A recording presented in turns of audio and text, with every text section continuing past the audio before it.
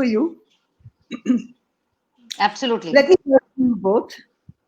Let me welcome you both, all badminton enthusiasts across the globe, players, coaches, umpires, officials joining us this evening on this webinar. Let the bird fly.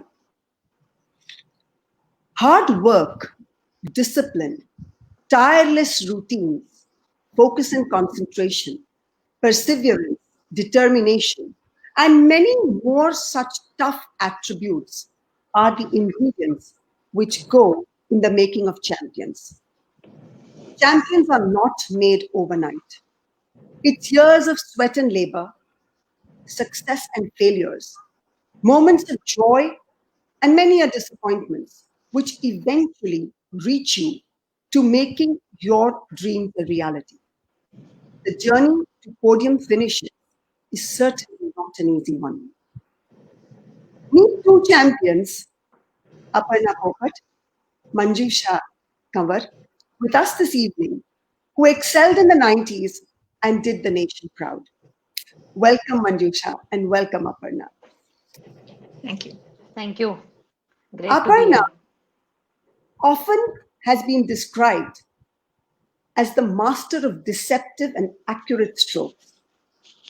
With ethereal and light movements, as well as impeccable courtcraft, no other woman player can boast of an absolute dominance of the game for close to a decade. From 1997 to 2006, Aparna Popat was the undisputed queen of Indian badminton. Aparna captured her first senior national title at Hyderabad in 1997. She went on to win the senior national title till 2006, thereby equaling Prakash Padukone's record of winning 9 consecutive single titles in a row. She has won a silver at the Junior World Championship, Girls Singles, 1996, a silver at the Commonwealth Games Women's Singles, Kuala Lumpur, 1998, a bronze at the Commonwealth Games Women's Singles, Manchester, 2002, a bronze at the Commonwealth Games Mixed Team event, Melbourne, 2006, winner of 9 consecutive single national crowns. She is also the recipient of the Arjuna Award. Coming to Manjusha, deft rally games and fleetness of foot are just two of the descriptors that become synonymous with Manjusha Kanwar. A talent with the rare ability to shine in doubles, a feat not boasted by many players, and a complement to just about any partner with the ability to produce an unbeatable team on the court. Manjusha Kanwar's deceptively quiet demeanor, delicate build, and soft-spoken mild manner has misled many an opponent to underestimate her unflagging drive and tireless game on the court. She is mind over body. Manjusha holds the titles for the Commonwealth Games bronze medal in the Team Malaysia 1998, winner of the singles in Toulouse, France 1991, winner of the Start Games Team Championships 2004, winner of the Start Team Championships 1996, 1997, and 1998, runners-up in the ladies singles at the New Zealand Open 1999, national champion women's singles in 92, 93, 94, and 97, national champion in the women's doubles 92, 93, 97, and 99, national champion in the mixed doubles 2000. She is the recipient of the Shiva Chhatrapati Award. That's a lot. You both have done so well. Congratulations to begin with. Thank I'll you. let you start by throwing a few questions to you. The first question I think I would ask Aparna. Let the start with the beginning of a career be there. Aparna, you have spoken about the day at the Sachivalia Gymkhana when you first met Anil Pradhan, who was your coach.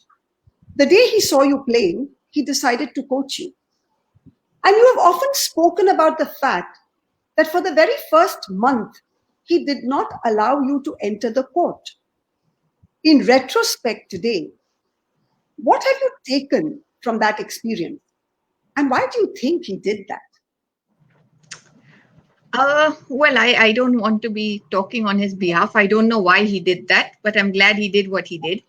So it actually started with me going to CCI Club in the summer holidays, looking to enroll for a summer camp.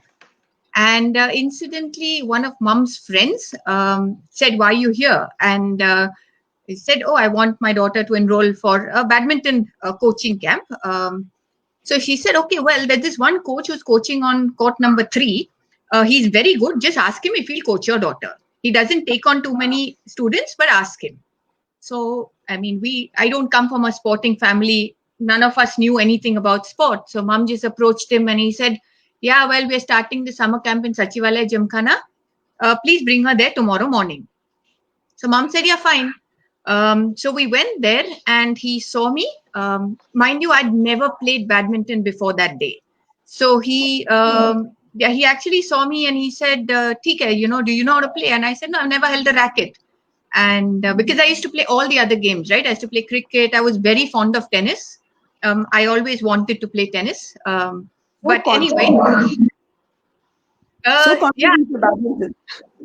nothing. I think I went to the tennis court to enroll for the summer camp, and then there was none. So I came to the badminton court just by default. And yeah, so, well, he asked me to do a few jumping jacks. He made me run forward, backward, and he just called my mom. And he said, "Your daughter is very good. I would like to coach her.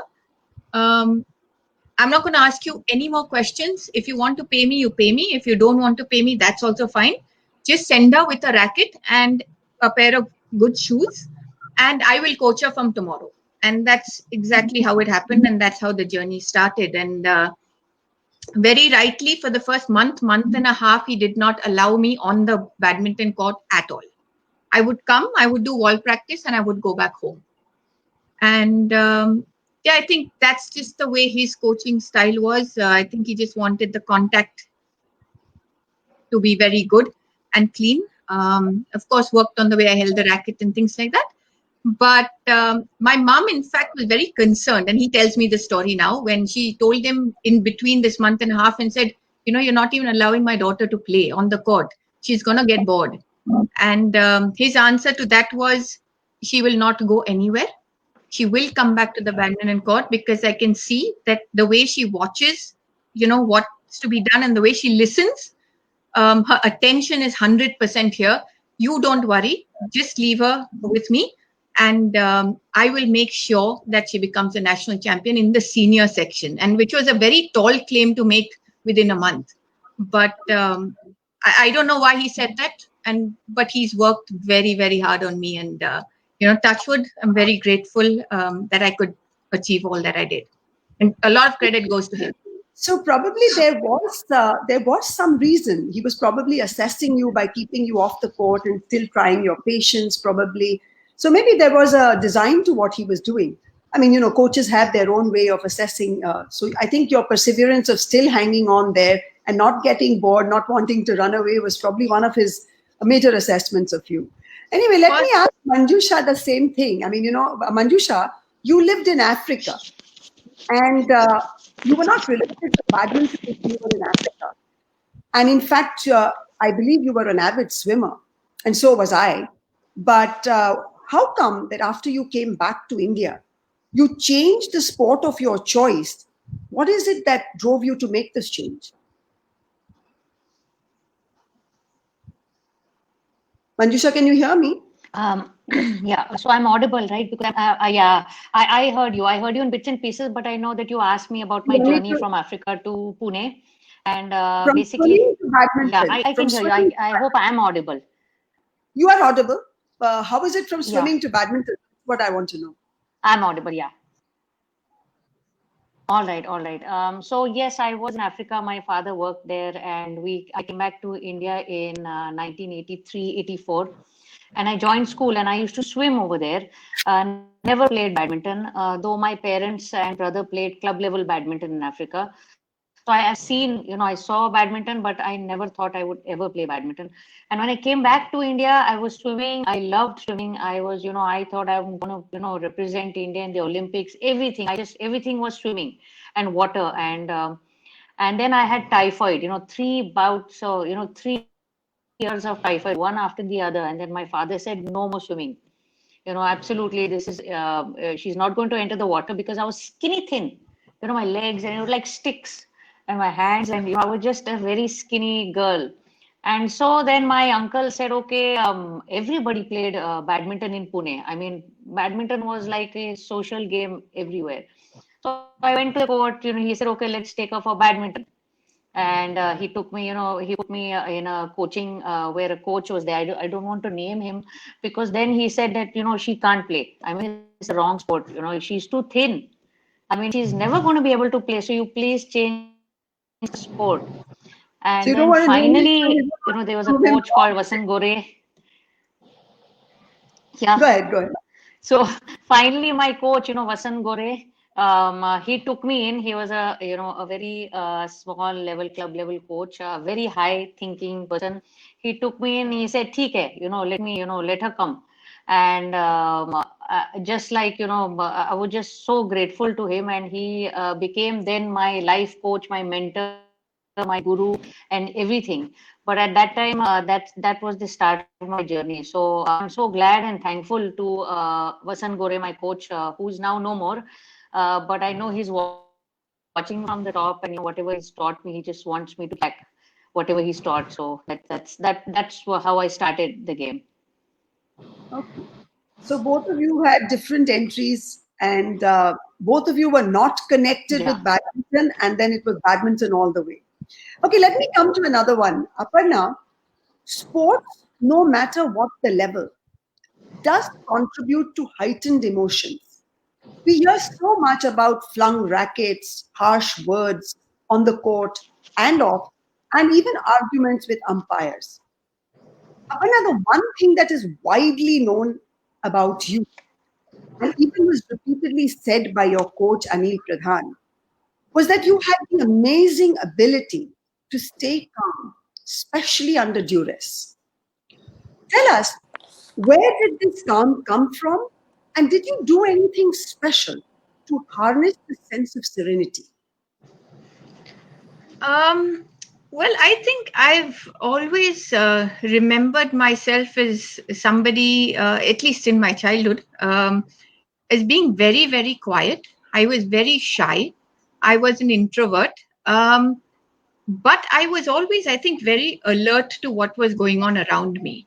So I used to listen a lot, I used to observe a lot, and, I think internalize a lot.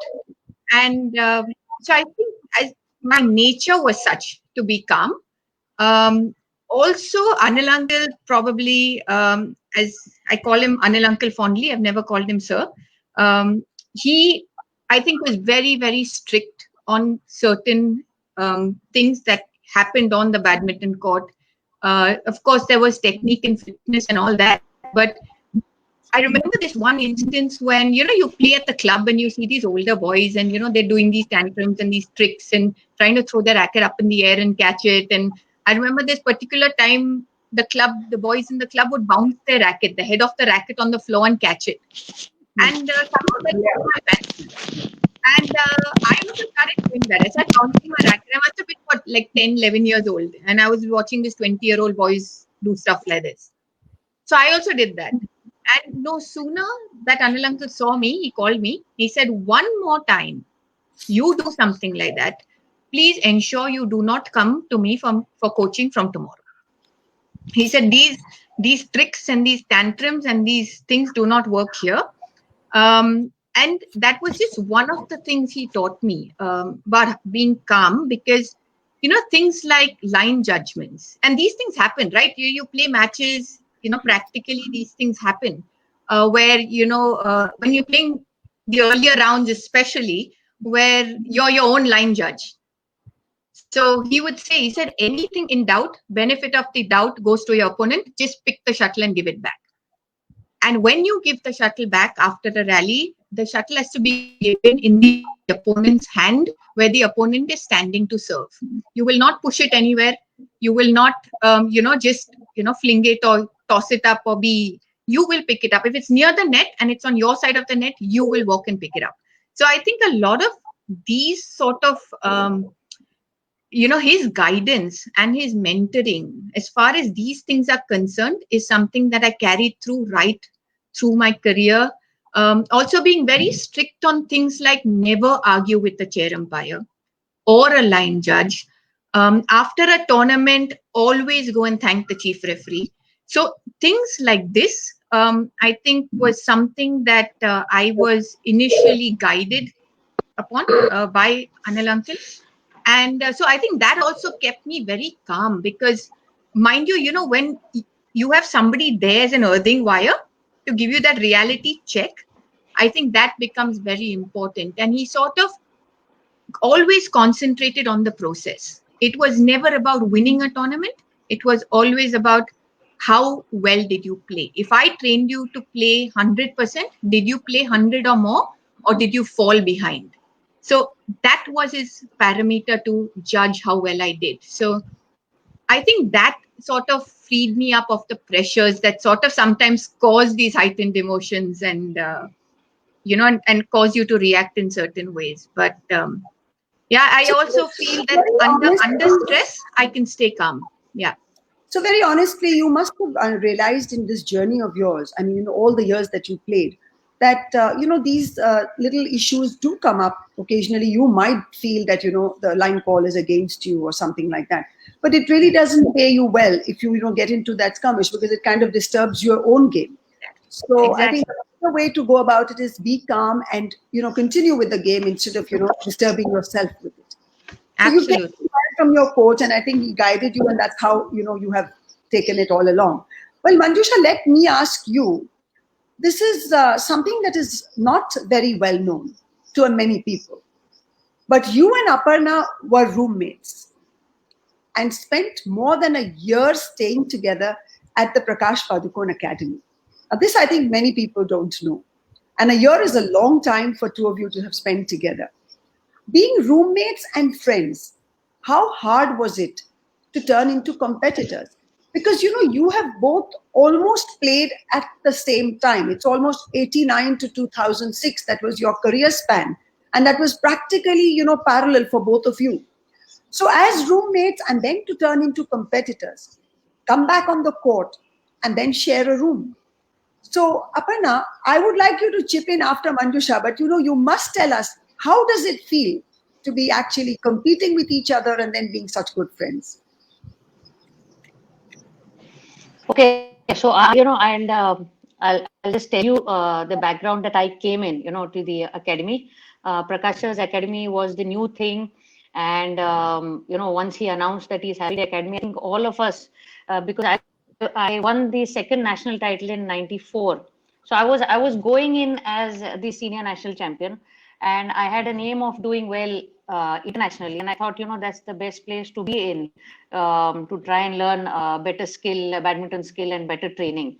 And then alongside me was this, young, strong, and the best junior player alongside me, Aparna.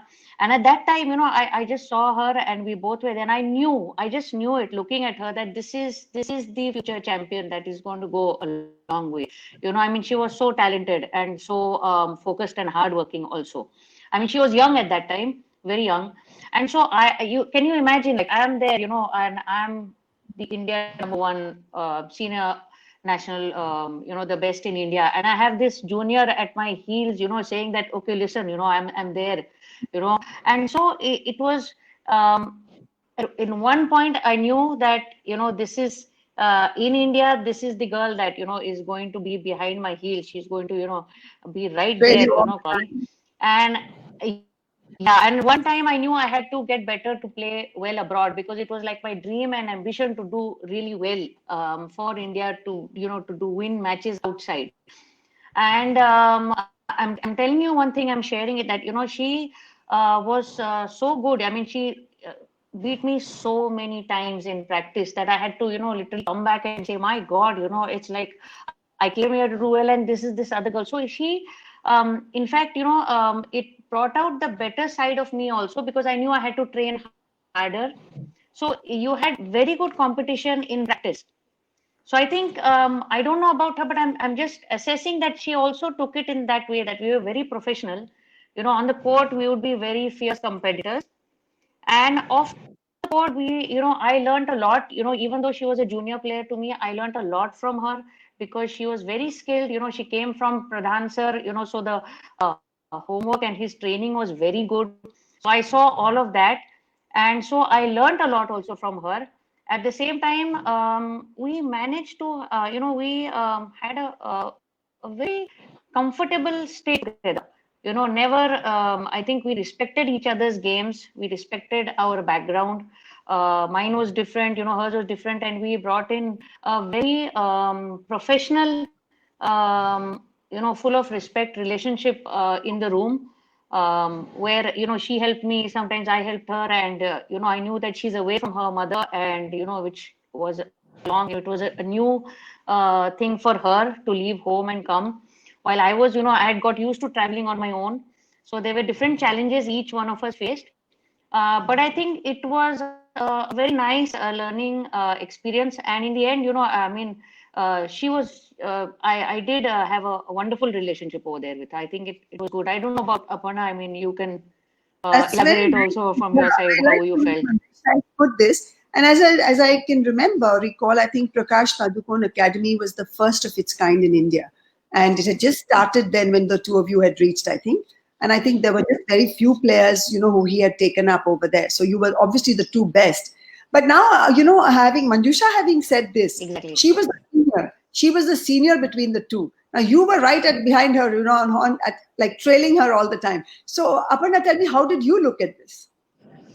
Well, first of all, Mansha, thank you for the kind words. While we stayed together, I was again. I think she'll attest to it that I was very shy. I wouldn't talk too much. But she spoke about the on-court, sort of things associated with badminton. But for me, being a junior, I think it was more about the inspiration that she was senior national champion. And that is a big tag to have, and that's what a junior would sort of aspire to be. And luckily for me, I think her attributes in terms of her dedication, her discipline, I don't think I've ever seen Manjusha shirking training, going late. She's always very organized, very focused on what she did, be it even whether it was training or whether it was things to prepare for your training session. I'm so sorry.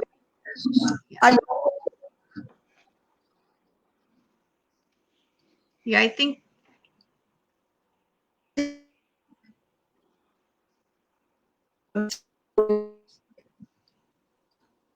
Hello, you there? Yeah, Can you hear me? Yeah, I can hear you. Yeah. I can. We had a little disruption here, I think, in between. Is it okay now? Yes. Okay, go ahead, Aparna. Just go ahead. Yeah. Yeah, I can hear you So now. I was just saying, I think, she was an extremely responsible, dedicated, disciplined person, all around, not only with badminton, but even otherwise. And as she said, I was just 16 years old. I'd left home right after my 10th standard. And I was here trying to manage not only my badminton, but my life in a lot of ways. So I think if mom wanted to check up on me, the call would probably go to Manjusha and say, is Aparna okay? So she also sort of played that role for me.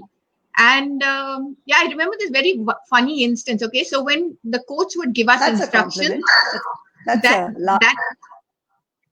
I think when the coach would give us instructions that went beyond, the badminton court. I remember this one instance. I don't know, Manisha, if you remember that Biru sir asked us to drink neem juice. And Manjusha went collecting neem oh my leaves, God. and she boiled the neem leaves and she made neem juice. And he said every morning before training, we'd leave for training at 6 o'clock in the morning, that you had to have neem juice because it was good for your health.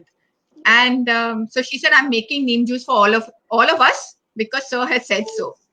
And obviously she got up early, she was ready for training on time and all that. She had the first sip of neem juice, we saw her face, and none of us had it after that. So Manjusha's also been that sort of played that sort of a role for us, where she's taken care of all of us in a way. But I think just the inspiration and a lot of things that I learned sort of pushed me to be better. So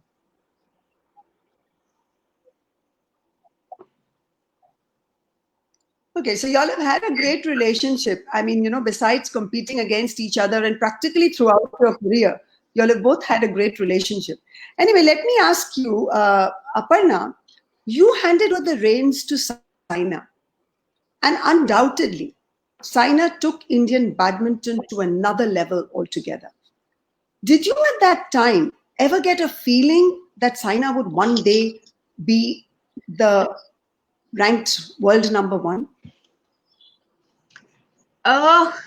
Very honestly, world number one was something that, was just, I think, beyond what we expected.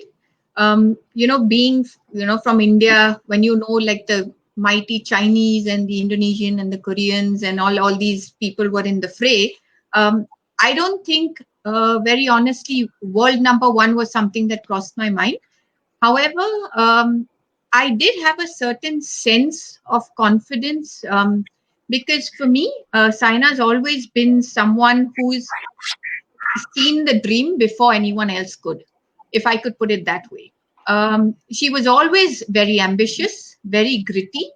And you add that along with Gopi's sort of his guidance and his acumen of the game and his sort of discipline and dedication. And she, obviously complemented that beautifully. So I think as a team, they made a very, very solid team. And if, touchwood, I think she continued that.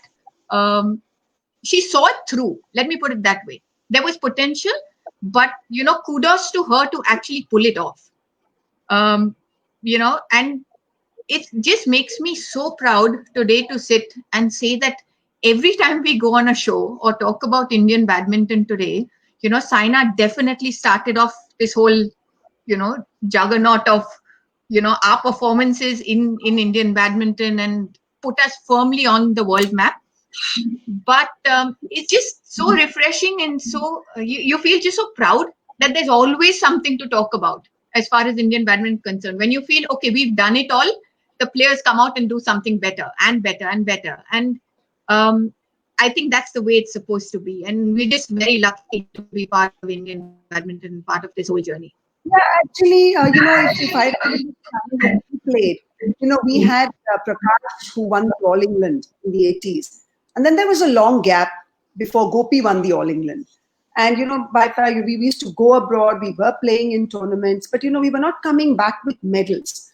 So, the sudden change that has been now we see in Indian badminton is definitely something that, is big glory for everyone. I think every sports enthusiast looks forward to it. And we hope that, now with Sindhu there and Saina there and, many more children playing. So you, as I can see, you have given a lot of credit to her success as a combination of her coach and her own inherent determination.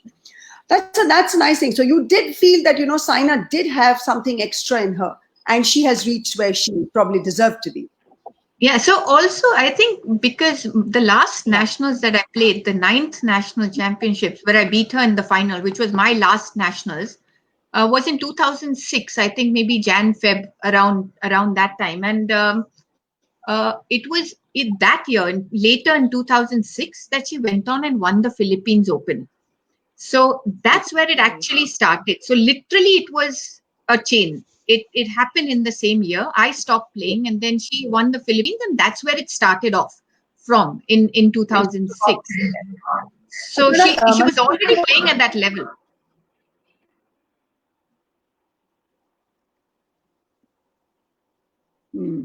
Manjusha,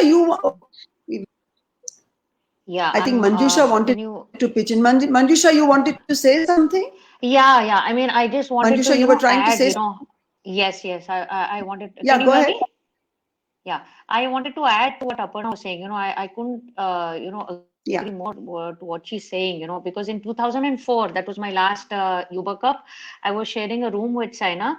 She was this new young girl in the team, her first Uber Cup and my last one. And it was her spirit, to win and to overcome the Asian players was just huge. And at that time, I wouldn't understand it. I would tell her that, that's not the way. She said, no, Didi, मैं उनको मारना है मुझे उनको court पे.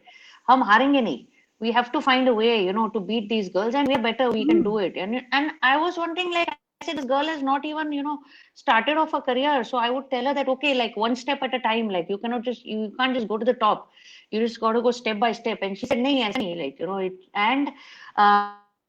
to add to what Aparna said, I think Gopi had the knowledge, and he just found the perfect student. And I couldn't agree less. It was just the perfect combination. Every coach's dream is to wait for a student like this, and every student's dream is to have a coach like Gopi. So it was, therefore, the success that they both had as a coach and student was enormous. A lot of learning for all of us, who are in coaching and everything. It's a huge lessons to learn from both of them.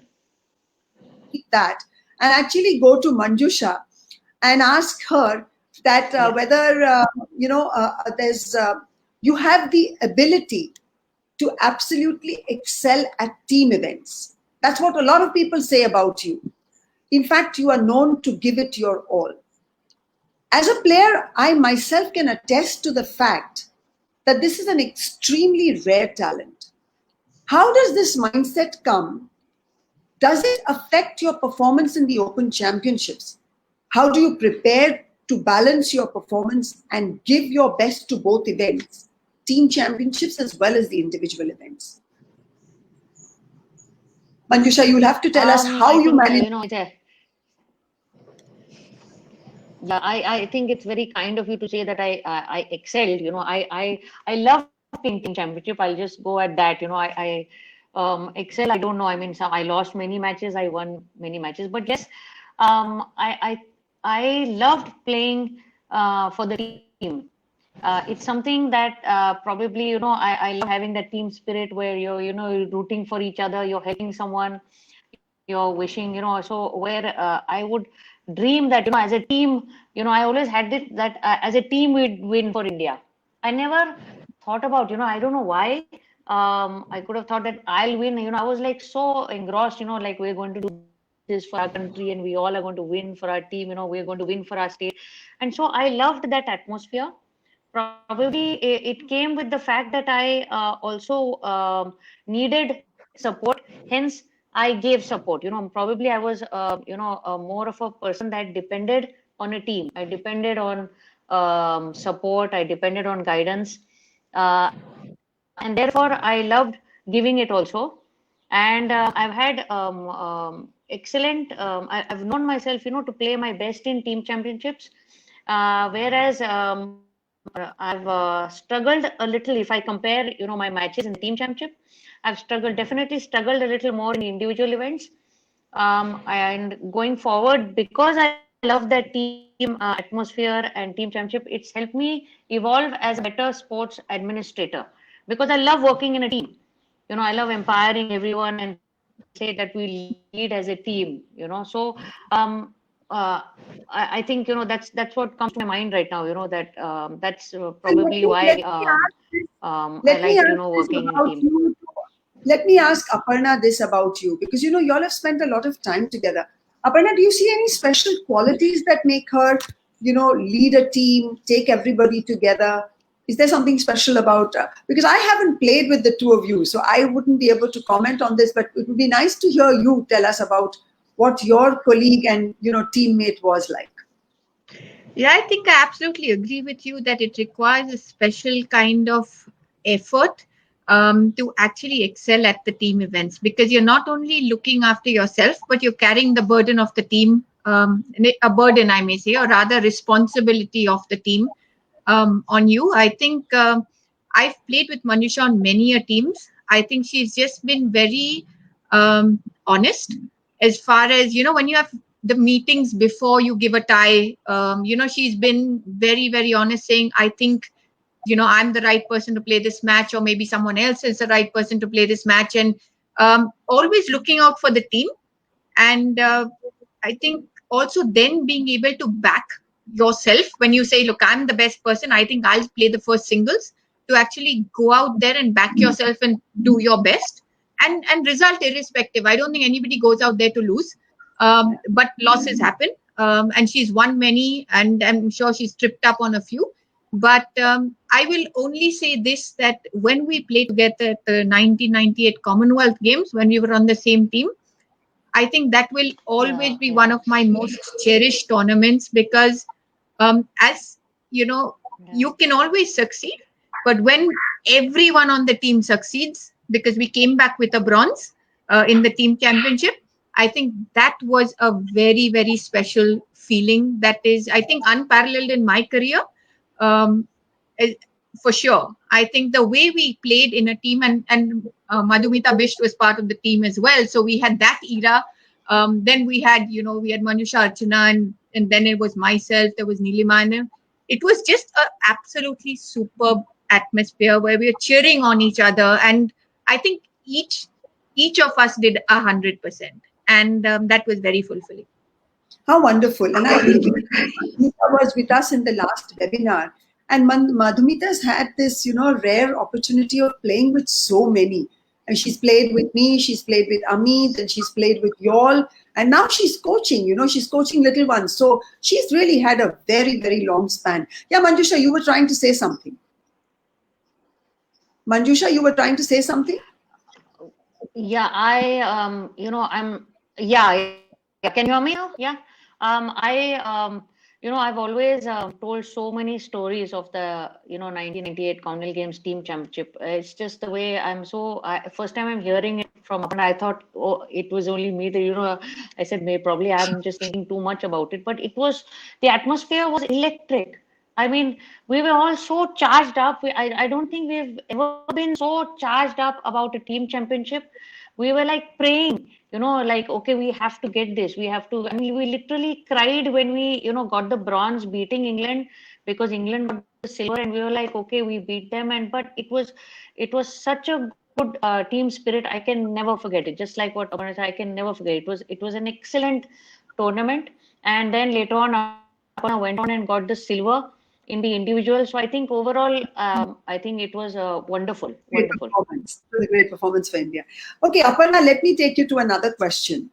And I think this is a rather important question that all young players would like to know, get an answer to, as some would face this at some point in time in their careers. Aparna, you had almost one entire decade in which, aside from 3 matches, you were unbeaten. Just 3 matches, and otherwise you were unbeaten. The pressure was always on you to retain your position. Now, while victories are obviously wonderful, what did these 3 defeats do to you about your, what did they actually impact you with? And how did you handle this? Would you be able to tell us something about, what was the pressure you felt in retaining your position for 10 years? That's a long, long time. And then you had 3 defeats. So how did you take those 3 defeats? Okay, so I think, again, when I was very, very young, I think it was drummed into my head that number 1 is the place that you've got to be. And even number 2 wasn't good enough. So that is the sort of benchmark I had set for myself. And again, as I mentioned, I was never attached to the outcome. It never mattered to me. It was always about, how many points did I lose if I, made unforced errors, or how many times did not reach the shuttle at a particular spot on the court, because I was always very critical about my own performance. And I would come out of the court forgetting the score. But if you ask me that, at 5-6 what happened in that rally, I could tell you like the drop of a hat. And that's another thing I played my badminton with, saying that if anyone questions you as to why you did what you did in the match, you should have an answer. So it was with that kind of attitude that I played. Now, while there was severe pressure to be that number one, played against many, many talented players who employed many different strategies. Of course, court conditions were different. I remember, I think at the Lucknow Nationals, I was very unwell. I could not even sustain a warm-up, pre-match warm-up, because I was so weak. I still managed to go on and win that title. So a lot of challenges as far as, keeping up your performance is concerned. But about those 3 losses, I think they were lessons for a lifetime. Without, specifically going into those matches, but I'll tell you what I learned. There's this saying that says, right, if you're a vegetarian, don't expect the lion won't eat you. So if you're going to be honest and be forthright, don't think that people are not going to try different things against you. So that was one lesson I learned. The second lesson I learned is be very careful about the advice you take. Sometimes there's certain advice that's given to you, and at that point in time, you, again, just take it at face value. Don't. So maybe that. And the third is actually being sensitive to yourself, because when there are certain things happening to you or about you, you always can't be in control. So give yourself that little bit of room to accept and very graciously accept the defeat. But at the same time, don't forget, learn from it and ensure it doesn't happen again. Wonderful. Many, children who will be watching and hearing that defeat does come, and, to be able to retain there is a lot of pressure, but you've given them sound advice. I think that was really nice to hear. Anyway, let me ask a question to both of you now. And, there is a marked change in the game in the last decade or so. Tell me, when you played, did your parents travel with you? And do you think it's an advantage to have parents traveling with you? Because I never had my parents traveling with me. And I think the time we played, I rarely remember, many parents really on the circuit or traveling with us. We were really on our own. We had our team coaches, we had our managers, we had a lot of bonding with each other. Our seniors looked after us. I remember when I started in the Maharashtra team, I had seniors like Pradeep Gandhe, I had Anil Pradhan. All of these people, they were so caring. And, Asif Bhatia was one of our seniors. So all these people were there, and we never ever, felt that we needed our parents to travel with us. But of late, I noticed that parents do travel a lot. I think both of you have seen both the sides. Probably the previous era and also this era where, parents are traveling. How do you look at this? Is it an advantage? What is the reason that this has come about? Yeah, Aparna, you could start. We can have Manjusha also to pitch in. Yeah. So for me, I think my mom used to travel with me predominantly till I was, say, about 16. And one of my parents have always been with me at the national championships right through my career. And that's just how it was. I think the nationals was a sort of an event and a family sort of celebration for us as well. But I think at the younger days, it was more for practical and logistical reasons, because I wouldn't travel with the team sometimes, and I would travel on my own. Whether it would be by train or by flight or whatever it may be. Anil uncle used to travel with me when I was in the under 12, under 15 stage. And I think it was a team of 3, and each one of us knew our roles, and it just made life so much easier for me because I was solely focused on my game. Anil uncle would look after everything badminton, right from practice to, my matches strategy, timings, all that. And mom would ensure that I slept well, that I ate well, that there was hot water for me to shower and all those good things. So I think it just made it much easier for me. But it was also easier because each one of us knew our roles very well. and there was no cutting. I don't think mom's really given me any advice on badminton. Say if I go and prod her and say, mom, so how did you think I played? And she'd say, I think that other girl is playing better than you. And I said, I don't want to talk to you. How can you say something like that? But that was only when I went and asked her, but otherwise not. Okay. And Manjusha, what do you have to say about this, with parents traveling with you these days? Because I really haven't seen any of this. So, how does it? I know when I was playing, and because I didn't I didn't travel for any sub-junior matches, except for maybe, when it was for the nationals, only one time. So I predominantly started traveling on my own when I was 18 years old. So I think I was okay by that time. And we used to have we always have had a very good group, which we all depended on the group and we would go together, which I don't see so much nowadays because it's become more professional and everyone knows their own thing. They have their own coaches and all that.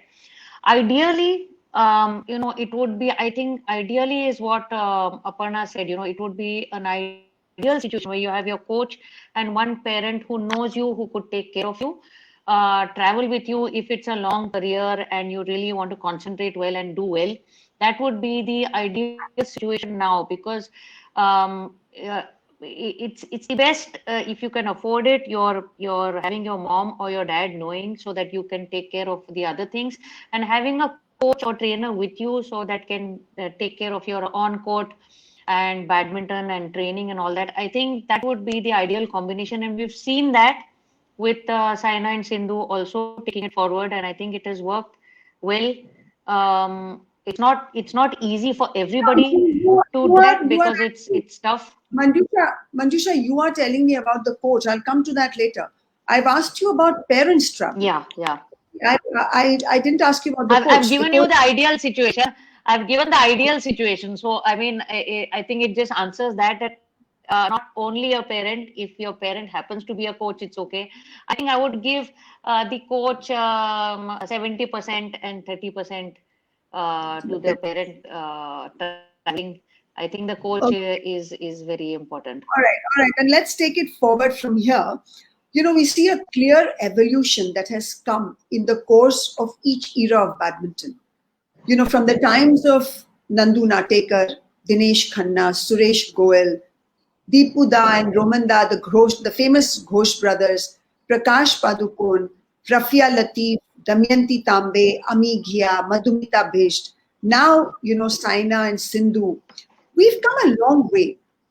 It's a clear shift from, stroke play skill to power and speed badminton of today. Can you shed light on this journey? I mean, how has this changed and evolved, and how do you see badminton going now? Yeah, Aparna. Yeah, I think maybe Manjusha she's seen more badminton than me. She's probably seen it from earlier. So I'll add. Give us a little bit on, the change in the eras that have, happened, the evolution that is taking place, and how do you see it moving? Yeah. I mean, there's also, I'll go first, and then, probably Aparna can take up. Yeah. Yeah, definitely. I mean, it's a certain huge shift that has happened. With the game has, with the players now, which you see, and the point system has changed, and the players have changed their, modified their training methods, and they've really learned the exact training that would actually get you a win at international level. So while we had a combination of speed, skill, and long training, there was our endurance training was based on, long endurance, whereas there's been a certain definite shift to short spurts of endurance and speed and agility, which we did less of, and our coaches focused more of, the long pulse rate, getting, long distance runs and doing shadow play for a long time, where we had to sustain, probably because of the point system, that you had to go for, it was the way it was. And now I see a lot of shift in more of mental training also, because you have to get your reflexes in in that with a 21 points game, you have to be ready all the time. You can't relax for a single second. So mentally, you have to be there 150%.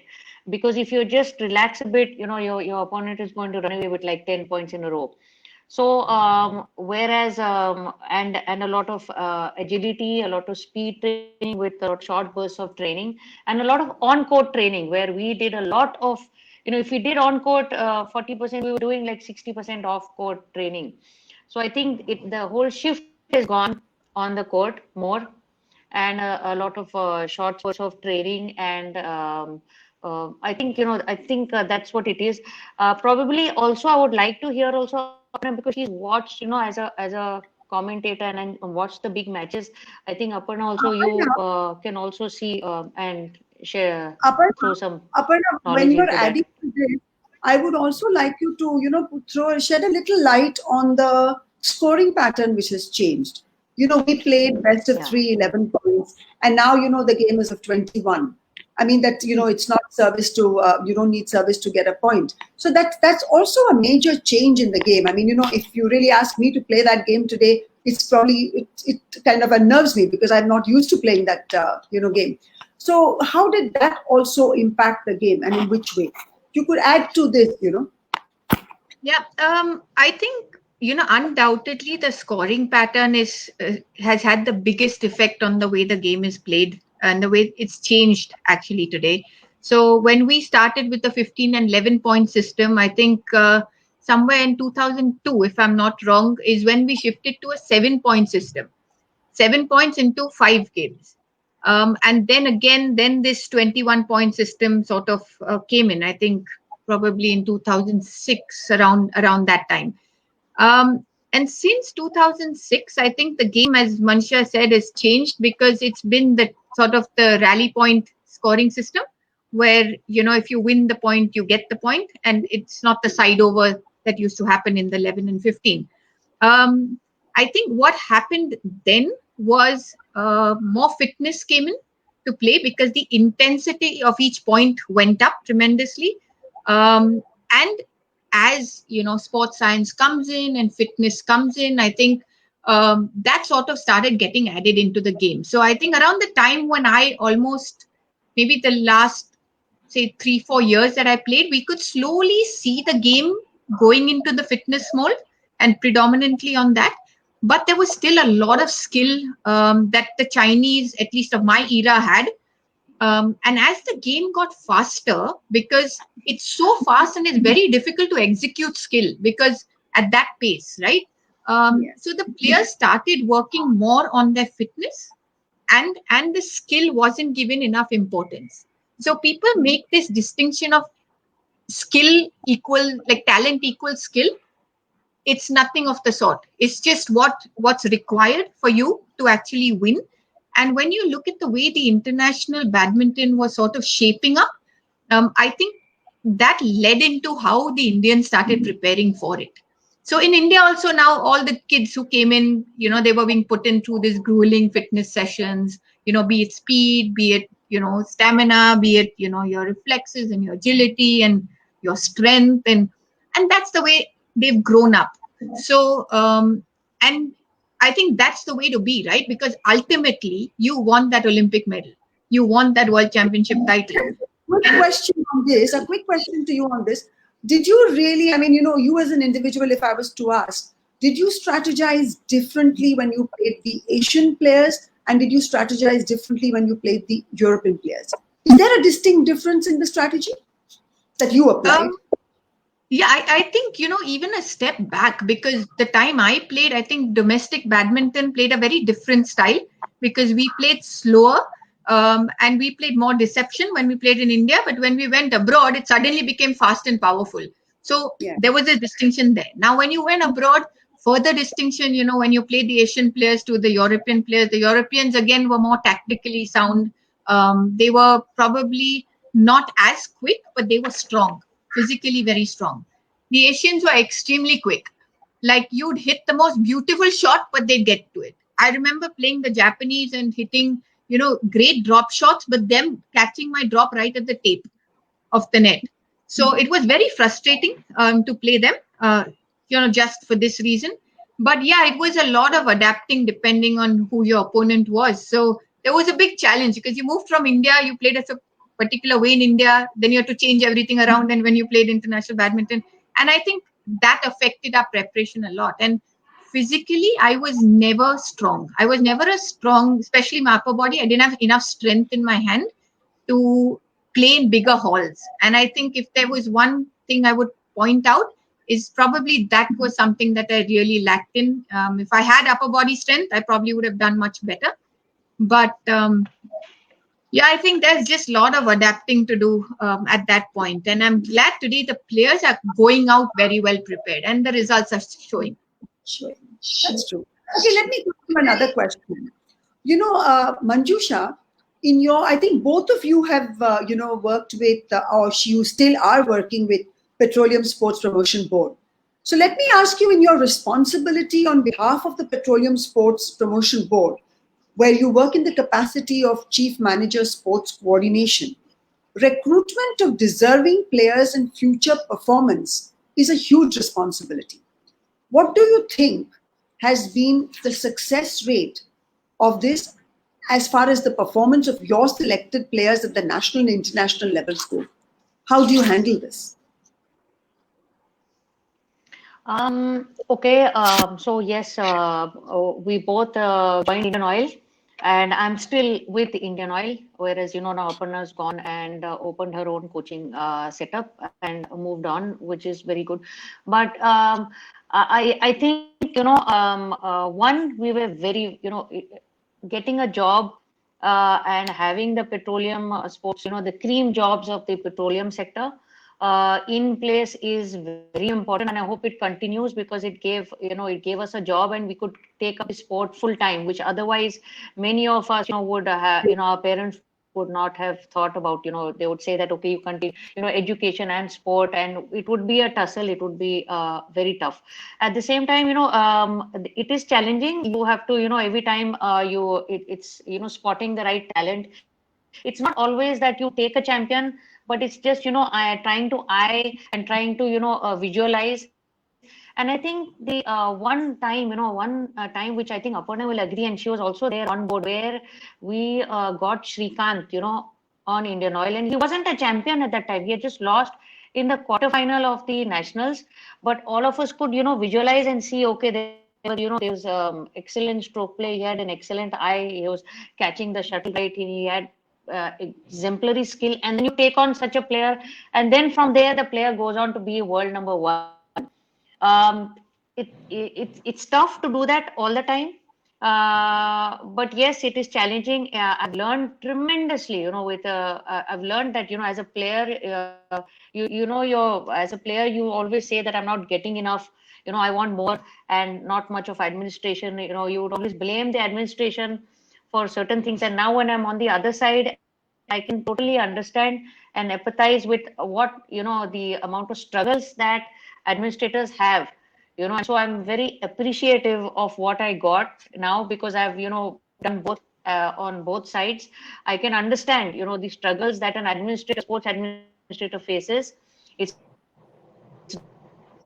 not an easy job, and it has challenges and all that. But I would add to what you're telling me, that I hope the jobs that the petroleum sector gives, like in Indian Oil, if there has to be some reciprocation. The companies are giving these jobs, and slowly you might see a shift in the long run, because of the trend that the players are not understanding that it's so important. That these jobs are important, and so responsibility goes hand in hand. But you have to be great. Otherwise, tomorrow, you might. It's very easy for a company to say, yeah. Here comes in another little question. Yes. That where, how do you combine education and sport together? Because you see, you have to continue with life, and you're giving that these public sector companies are taking on people, but that mean you need to work also. So the point where you're actually playing at your peak, or you're coming up to your peak, that is the time when your education and sport, there is a bit of a clash, there is a tussle there is a big challenge there, in fact. And we did talk about it, I was talking about it to Gopi also in the previous webinar. How do you all place, how do you manage this education and sport thing? How do you place this? Because I think it's a very, very important issue for children today. How important is their education? Should they quit education because they are playing? What does life see for them ahead then? Aparna, would you like to say something on this? Yeah. So for me, I think specifically, today we're talking about sports or education. We see so many athletes actually dropping out of schools, or doing learning at home and things like that. Personally, for me, there's no sports or education. It's always sports and education. Both have to happen. You have to find a way to make it happen. Nobody's saying that you need to say get 90% plus in your education, but you have to study.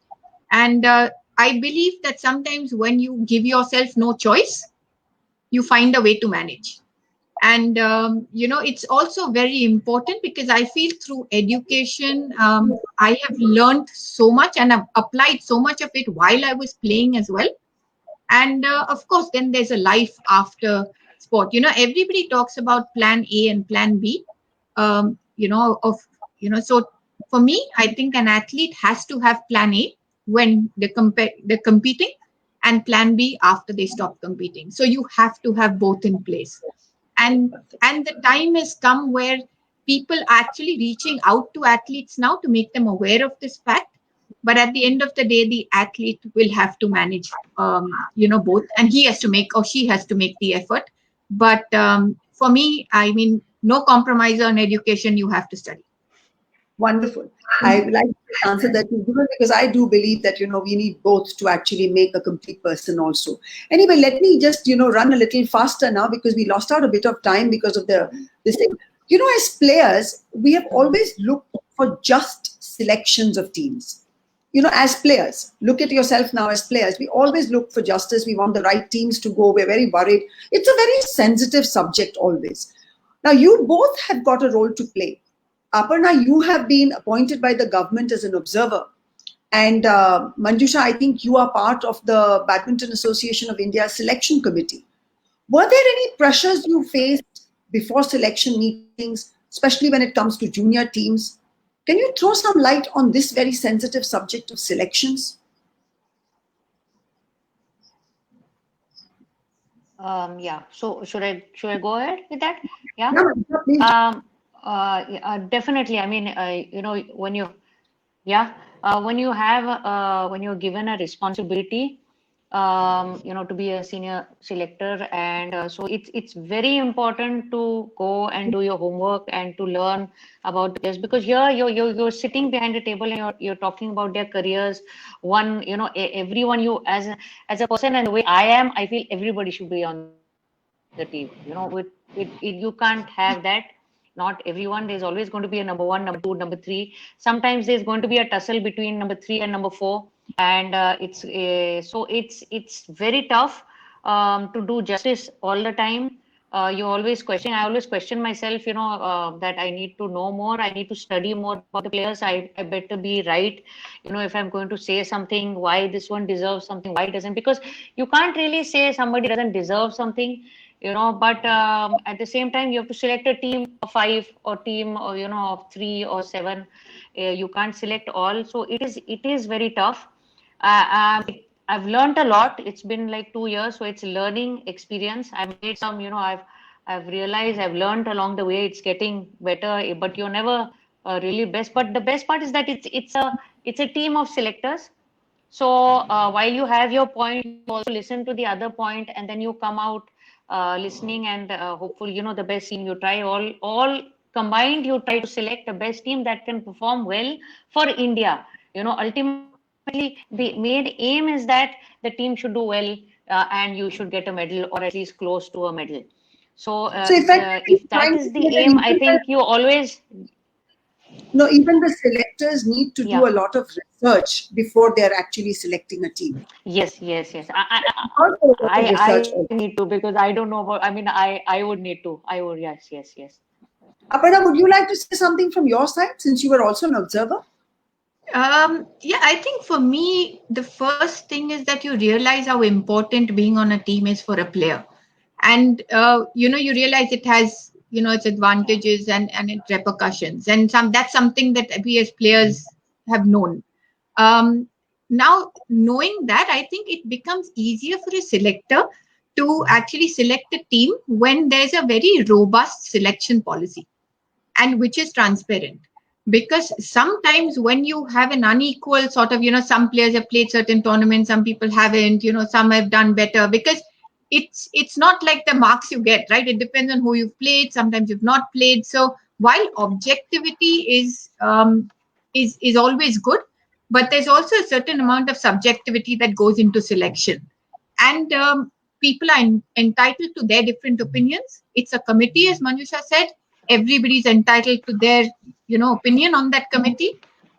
We can't keep everyone happy, but at the same time, I think we have to be very clear that we stay away from bias. We are as honest as possible when we do our job. We're human beings. Sometimes things may not appear as we want them to. So there's a lot of sometimes it's a tough job to do. But at the same time, I think you have to do it to the best of your ability. And I absolutely agree with Manisha. Homework is necessary. And that's the least we can do. That's our responsibility if you're on the selection committee. Absolutely. Okay. Question, coming up whether coaches traveling with you, is a requirement. And of course, we talked about it a little bit when we talked about parents traveling. So let me leave this question out. Although I would have liked to hear about, what it is for a coach to travel, because he helps you construct your game. He helps you strategize. And of course, today things have changed also, because we never had this of, our individual coaches traveling with us. But, let me take another question first.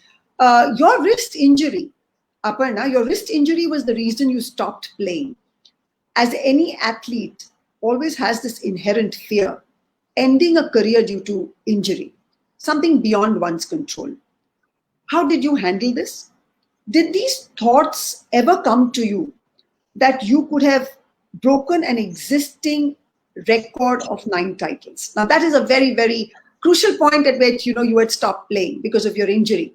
There was an existing record held by Prakash, and, it was 9 titles. So you could have played, you were very young, you were almost at your peak, I would say. So the game has brought many opportunities. International exposure has changed the dynamics for a player today. But do you think that, this end that came was abrupt for you?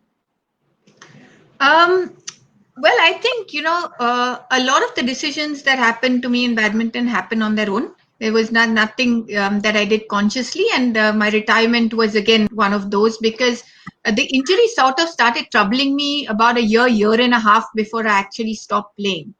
And it was initially a very soft sort of pain, but later became very severe. And I think before the last nationals that I played in Bangalore in 2006, I was actually practicing 1 session a week. That's all I could practice because my wrist was so painful. And I think 6 months before that, I hadn't done any upper body exercise because I couldn't hold the weight in my hand. So when I played, I knew that I was slowly, my game was, I was playing at about maybe 60 or 70% of my game. And what happened then was it sucked out the enjoyment from my game because it was always so frustrating. Like, if there was certain strokes I could not play, I could not serve a forehand serve. So I shifted to a backhand service. I could not tap at the net from the backhand side because my wrist was too painful. So I couldn't use that stroke at all. So this was creating a lot of stress for me when I was playing. And then I stopped enjoying it slowly over a period of time. So when I played my last nationals, which was my 9th title, I knew it would be my last. And right through that tournament, all I was praying for is that the wrist pain don't come back. Because if the pain had come back, I wouldn't have won. But I knew if there was no pain, I was quite certain that I would win that last final title. But I knew it was my last. And I remember when I stepped off the court, there was a very close friend of mine who left a message on my phone and said, you can go for the 10th. And I just looked at my message and I replied and I said, no, I'm done. That's it. And so it was a very nice, sweet feeling, a very accepting feeling. So I don't feel any regrets whatsoever. And yeah, and it's very strange because the pain didn't come back in the tournament, but the next morning I woke up with the pain in my wrist. But Just you know, destiny. Just destiny. Yeah. you were probably one of those players who would be remembered. And, people asking you, why did you retire? But, Yeah. generally, people reach a stage where people ask, why not? It's high time. So you actually retired at your peak. I mean, I thought it was abrupt because you were very young. You were playing at your best. And I think this injury pulled you out of the game. But anyway, let's ask Manjusha an interesting question now. Manjusha, you are married to Ajay Kanwar, who himself is an international player who's played for India and is coaching today, running one of the finest academies in Delhi.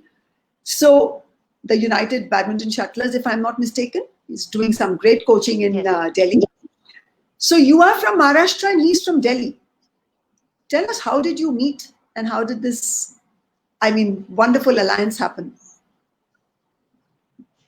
Okay, so I have, I have known Ajay for a long time. It was before marriage, and we were we were playing on the circuit, and we were playing the institutional at Kanpur.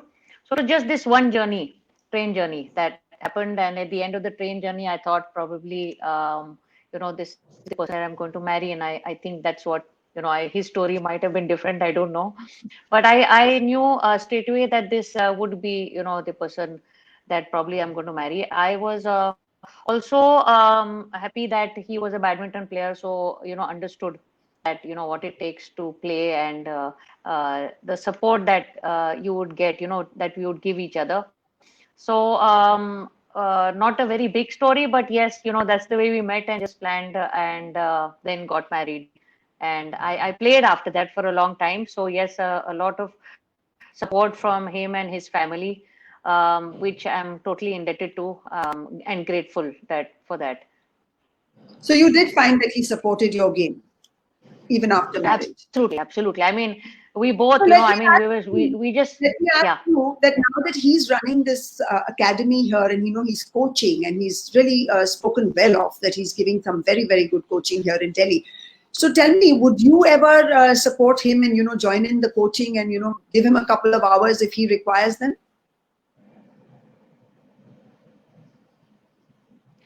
I think you ask him that, he would say that that I'm his worst critic.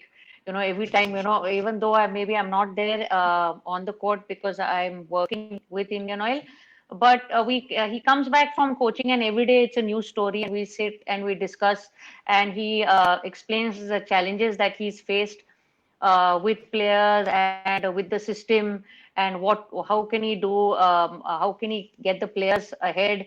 And so it's an everyday challenge. I think coaching is one of the toughest jobs. I think Aparna would totally agree. It is a very tough job, a lot of uncertainty, players coming in and out and moving in, and it's you try to teach them one thing and the results don't come in. So it's a tough job which requires a lot of patience. I think he has more patience than what I do, but I can pitch in and give him a few advice because of the experience that I have. I try to keep his moral going and saying it's a long way and you just have to keep working hard and keep training them. So we keep working on these new systems. We try to learn what's going on, how others are coaching. The best I think way to learn is from others, and instead of taking them as competitors, it's better to learn. If anyone is successful in coaching in other academies, it's best to learn what they're doing right and adapt it and put it forward to your players. So I think so far it's been okay. Okay, and just continuing with this, Aparna, let me ask you, the academy culture kind of came into India around 94 when Prakash started the academy in Bangalore. I think that was 1994, and I think y'all were the first who were all over there also. it has picked up in a big way now. And in fact, I think we could almost talk about, at least one academy, if not more, in every district in the country now. There is so much of badminton, which is so good because it popularizes the game to a great extent. But tell me, has this academy training really helped the Indian player? And how do you see this academy thing going? Honestly, I'm a little still confused. To the fact is, what exactly is an academy and what would you, call an academy? In a sense, they're coaching centers. There's coaching going on. There are coaches there who are doing a great job. There are a group of players who go there, with their aspirations, of course. And I've always believed that it's not the name or the setup that makes champions. It's just it's people. It's the coaches that make champions. So, we call it academy now, which is great. But in essence, the same thing goes on. That's been going on for years, which is coaching and which is learning. And for me, I think what has moved a lot is the fact that I remember in Mumbai, when I was playing, I would go to play badminton at one place. I would go to do my physical training at another place. The weight training gym was in a third place. And now when you add sports science and recovery, which means, you want your physio, which will be in a fourth place. And then, you'd want to, school was in a fifth place. And, if somebody can bring all this together for me in one place, I think that is the biggest advantage. And in 1994, when we went to Bangalore to train, this happened for us. Though initially, of course, it was, scattered because it was new. But in a sense, this is what happened for us. Aparna, I would like to add one more thing here. I think when you said that, when everything comes together in one place, it truly facilitates a player. I quite agree with you because I played in Bombay. And I also know that, I had my training at Juhu in the morning and I used to play at CCI in the evening. So it was all scattered. Undoubtedly, if everything comes under one roof, nothing like it, and you have your coach and your physio and everything there. I wish this could be also added with, schools and colleges which are attached to these academies. So, the children have a special curriculum. I think the sportsmen in this country should be given special curriculums so that they are not competing with the regular student in the class. I have said this in the last webinar also. I remember around 11:30, 12 in class, I would feel sleepy. I would feel so sleepy because I was tired and fatigued in my morning training. Whereas I was competing with children at the academic level who were in class, between 9 and 4. So I think that is very, very difficult and very challenging for a sportsman. So when you talk about putting everything together in these academies, I think they should be residential and there should be colleges and schools attached with special curriculums. This would, I think, complete it for a sportsman so that he doesn't fall short of his education also. Since we all agree that education is extremely important, I think if this package comes about, then the academies would, go one step further. There are a few who are trying this now. So that was I think, a nice idea that you brought forward, that the whole idea is the coaching is still going on. But the facility of getting everything together is what is doing the work for, I think, every child is benefiting out of that. Anyway, let me go to the next question. And a quick question to both of you. Is Kyra and Reva also going to be playing badminton? Are the two girls inclined in playing badminton? Yeah. For me, I think, so Kyra is 6 years old. And so far, I think she doesn't want to play badminton. She's quite clear on that. And but I think it's really up to her. For me, it's not about the sport, but it's about the passion of feeling so strongly about something that you really enjoy. And that's what I got from badminton. And I just hope that she finds that passion and that sort of fun in something, that she chooses to do. Because if there's any one thing I remember, it would not be my accolades, it would not be my medals, it would not be anything else, but just that feeling of feeling at home when I was on the badminton court. And I hope she finds that feeling in whatever she chooses to do. Wonderful, because even my daughter, I never compelled her to play badminton. She played basketball and she's a lawyer today. So, she was far from badminton, and I don't think I ever would have wanted to pressurize her into playing badminton. And what about Reva? Manjusha, what about Reva? Is she playing badminton? Yeah. So Reva is 13 years old now, and she loves badminton. I mean, she's not Nice. won any matches, but she just loves the game so much. And I've seen, like what I would agree with what Aparna said, that it's just that, the lessons that sport teaches you are life lessons, where you would never get it from anywhere. So the fact that, I'm not, there, I don't know whether you play well or you play win matches, but it's the lessons that she's learning because of sports. I think I'm just happy with that. But otherwise, she just loves badminton. She loves watching the matches. She loves Tai Ewing. That is her favorite player. She would just watch her on and on. So as of now, that's the stage that she's in. Great, great. That's nice to know that, we've left the girls to do what they want also and probably play if they really enjoy it. We have the Olympics, scheduled. And then, of course, with the COVID-19 pandemic, it's hard for all sportsmen. And of course, not only in India, it's the world over that everybody's facing this. Training has been affected. Players have been disturbed because of this. They are trying to come back. They cannot do it together. Doubles is not allowed. So there are lots of restraints and restrictions. How much do you think that this is going to affect our girls now, who are really getting ready, our young boys who are getting ready for the Olympics coming up? I mean, they will be played maybe a year later. But do you think that's going to play heavily on their, on their training and their performances over there? Good. You want me to take that? Yeah, please do, because everybody is looking Yeah. for, what Sindhu and all are going to do now, and everyone is very keen that we get those medals. So how do you see this impacting? Yeah, at the outset, first, let me say I wouldn't want to be in their shoes. Honestly, it's a very, very tough position to be in. This is what I feel. I think when everybody was in lockdown, and when I say everybody, I mean the whole world was in lockdown. It wasn't so much a problem. But now that some countries have eased up the lockdown and players in those countries have started practicing, and in India, it's still been a slow start. It started in a few pockets, but it's been a bit slow. That might play on the players' minds. But I guess I can only say what I would do if I was in that situation. Really accept the situation. Say there are things that are not in our control, but what can we do under the current circumstances, and look at it positively and give it your all. And I think also this is a time where you could come up with solutions you've never thought of before, or do things that you've never thought of before, or work on things that you've not had the time to do. So use it to your advantage. I know it's easier said than done, but that's what I would do. And I'm sure our players are at that level. I wouldn't put it, I don't think I'll be making a tall claim if I said that, our players are capable of bringing back the gold. We're very well capable of that.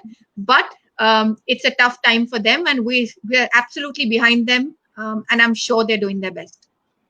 So, having said this to probably our players who are getting ready for the Olympics, I think we should say this to our little ones also, that there's nothing lost. There is a bright tomorrow, and they're all going to be playing again. They're all going to be back to the courts. They're going to be with the shuttles. There is a little disappointment in the little ones also who are, being kept away from playing and going to the court. So I think a happy day is not very far. We'll all be back there. And this is a good line that, be positive, think positive, and, we're going to go on. Okay, just before we conclude, because, we are passing, so it's been a little while now.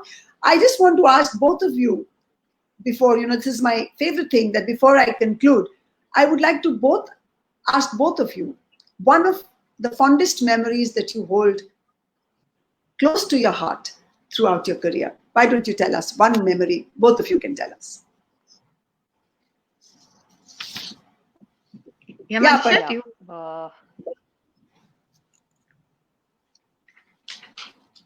Should I go? Please, Aparna. So for me, I think clearly it was the World Junior Championships, because this was a tournament that, I went in with that sense of innocence and freshness. Nobody expected us to medal at the event. India had never got a medal at the World Juniors before. And it was literally, a moment where you just go there with that sense of, determination and doing your best.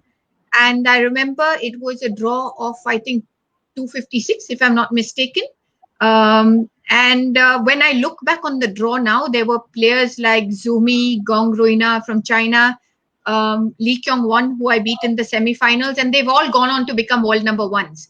So, it was a very high level tournament, beating, a Chinese player in the third round, beating Taipei in the pre-quarters, Netherlands quarters, Korea semis, so it was a tournament where you were taking on the big sort of countries, and in your own innocent way, because it was just one match after the other. And what really my fondest memory of this whole thing wasn't the silver medal that I got at the end, but there are two particular things. One was the fact that after my semi-final, and remember, this was a time where there were no cell phones, so my parents no internet also, so people back at home didn't know what was going on in the tournament. They were disconnected. We were still using faxes, right? So from Denmark to send a fax was very expensive, and I couldn't let them know what was going on. So another teammate's parents had called her from Mumbai, and I'd sent a message through them to tell my parents to call me. And when my mom called me and she said, how are you doing? And are you eating well? Is it too cold there?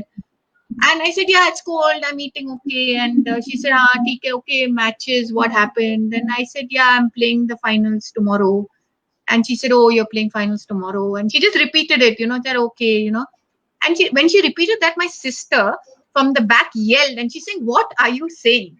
And it was just such an unbelievable moment, because till then, even I was like, yeah, I was very nonchalant about it. And I'm like, yeah, okay, whatever. And be focused and concentrate and all that. And when I heard her scream, and then suddenly I was like, oh, that's what happened. And the second part of it was, when I was on the victory ceremony, they gave me a huge box of chocolates. And I remember the moment of bringing back that big red box of chocolates and sharing it with all the other teammates, back at the hotel. And I couldn't carry that box back because it was so big. So we left a few chocolates. We ate a belly full of chocolates, but we had to leave some back. So it was just that one tournament, because it was, I think, India's first medal at the World Junior Championships, and certainly my first international success. So very precious. That's a precious memory. Can you share a quick memory with us? Yeah, sure. So my memories are very, my moments which have taught me are very different. Though, playing for India first time and wearing the blazer and all that, but there are two things that touched me for life. And one I shared with Aparna was when I won the first nationals. My coach, made me clean the court.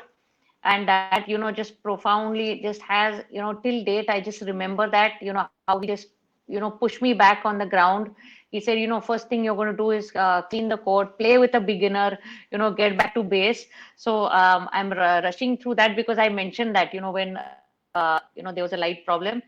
And the second memory was in 2004 when it was my last, I knew this is going to be my last nationals, and I went to my coach Uday Pawar and I said, can you coach me? And imagine a coach is getting a player whom he knows is broken. My leg was paining, my knees were gone, my ankles were gone. He knew that he's going to train a girl that might even lose in the first round, and he took on a challenge, and that meant the world to me. It's like when you're not good enough and that it's going to be your last nationals.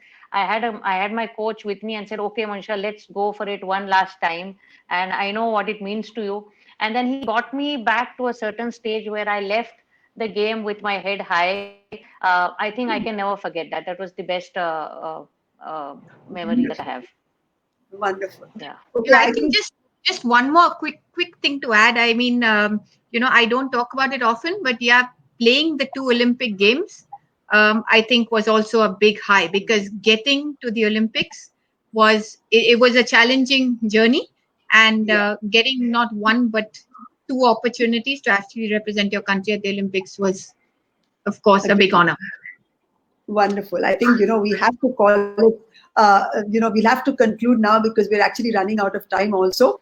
So now as we draw towards concluding this interesting discussion, I must say it was a great opportunity to hear the thoughts of two strong women who played badminton for a span of 16 years on the soils of India and across the globe.